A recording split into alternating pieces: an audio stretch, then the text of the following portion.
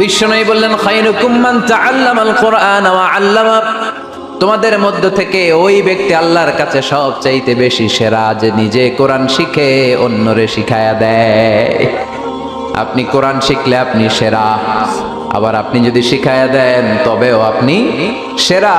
এজন্য কোরআন শিখানোর চেয়ে শ্রেষ্ঠ কাজ হয় না। আপনি যদি কাউরে শুধু সূরা ফাতিহাটা শিখান, কোন সূরা, ওই লোক যতবার জীবনে সূরা ফাতিহা পড়বে তার একটা পার্সেন্টেজ সওয়াব আমলনামায় আপনার আছে না নাই?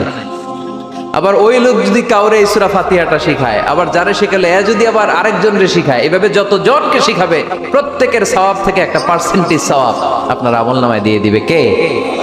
এজন্য কোরআন শিখবো, শিখাবো, শিখবো, শিখাবো।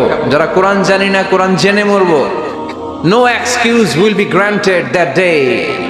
সেদিন কোনো অজুহাত আল্লাহ গ্রহণ করবে না। সব পারো, কোরআন পারো না কেন?